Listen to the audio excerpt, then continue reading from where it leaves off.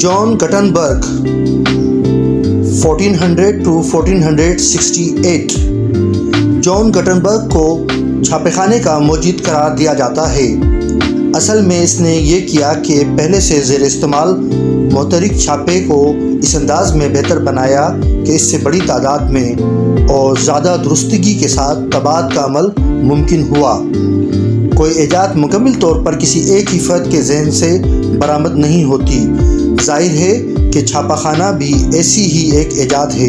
سانچے کی چھپائی کے تحت بننے والی مہریں اور مہردار انگوٹھیاں ازمنہ قدیم سے زیر استعمال تھی۔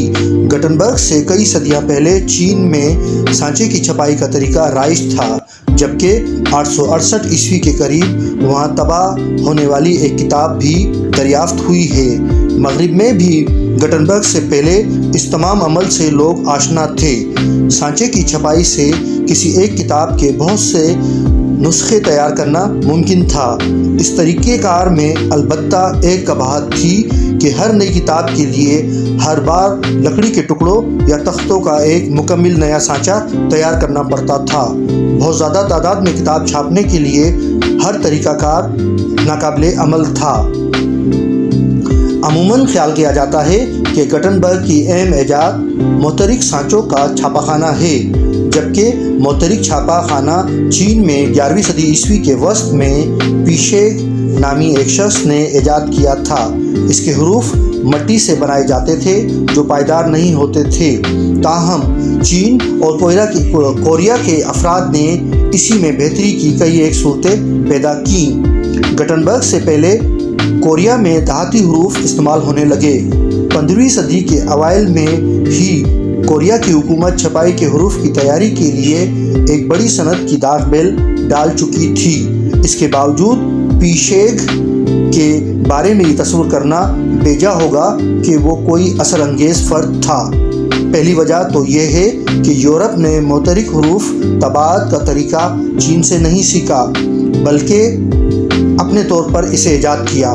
دوسری وجہ یہ ہے کہ محترک حروف کی چھپائی کا طریقہ کار کبھی چین میں مقبول عام کی سند حاصل نہ کر سکا۔ موجودہ زمانے میں یورپ سے جدید طباعتی نظام مستعار لینے کے بعد چین میں اس کا اطلاق عام ہوا۔ جدید طباعتی نظام کے 4 بنیادی عناصر ہیں۔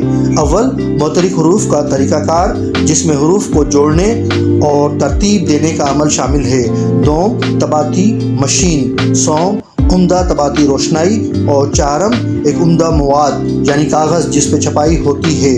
خود تسائلون کے کئی سال پہلے چین میں کاغذ ایجاد ہو چکا تھا اور گٹنبرگ کے دور سے پہلے ہی مغرب میں اس کا استعمال عام تھا۔ یہ طباعتی طریقہ کار کا واحد عنصر تھا جو تیار حالت میں گٹنبرگ کو دستیاب ہوا۔ باقی 3 اجزاء پر بھی بہرطور کسی نہ کسی حد تک کام ہو چکا تھا۔ گٹنبرگ نے اس میں متنوع انداز کی بہتریاں پیدا کی۔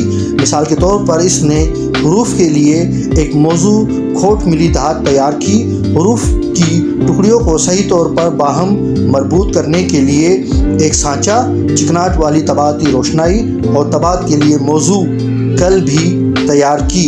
تاہم گٹنبرگ کا منحیثیت مجموعی کام اس کی انفرادی اضافوں سے کہیں زیادہ بڑا ہے۔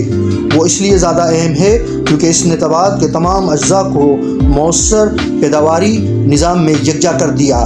پہلے سے موجود دیگر تمام ایجادات کے برعکس طباعت میں بڑی مقدار میں پیداوار کی گنجائش موجود تھی۔ ایک رائفل، تیر اور کمان کی نسبت کہیں زیادہ مؤثر ہتھیار ہے۔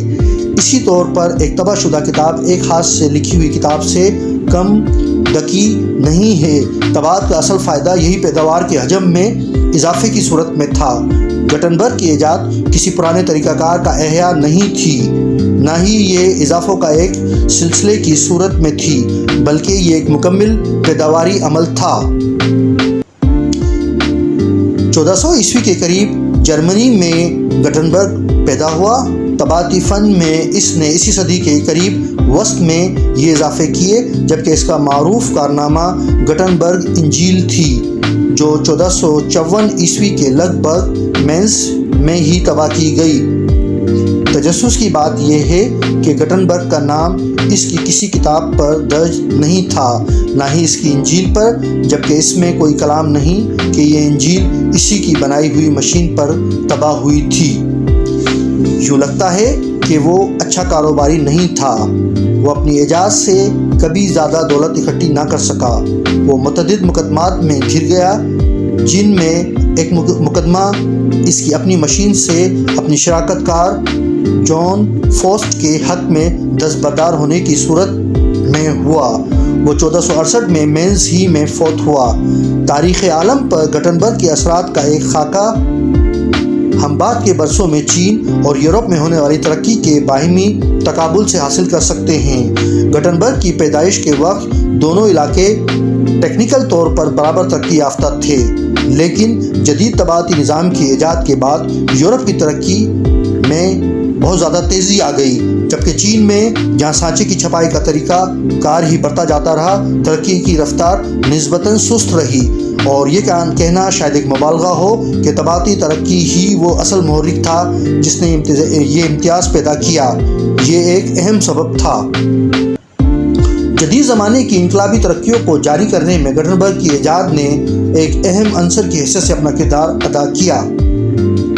اگر الیگزینڈر گراہم بیل موجود نہ بھی ہوتا، ٹیلی فون بہرکیف پھر بھی ایجاد ہو جاتا، بلکہ شاید اسی دور میں ایجاد ہوتا۔ یہی بات متعدد دیگر ایجادات کے بارے میں کہی جا سکتی ہے۔ گٹنبرگ کے بغیر جدید طباعتی نظام کی ایجاد غالباً نسلوں تک مؤخر رہتی۔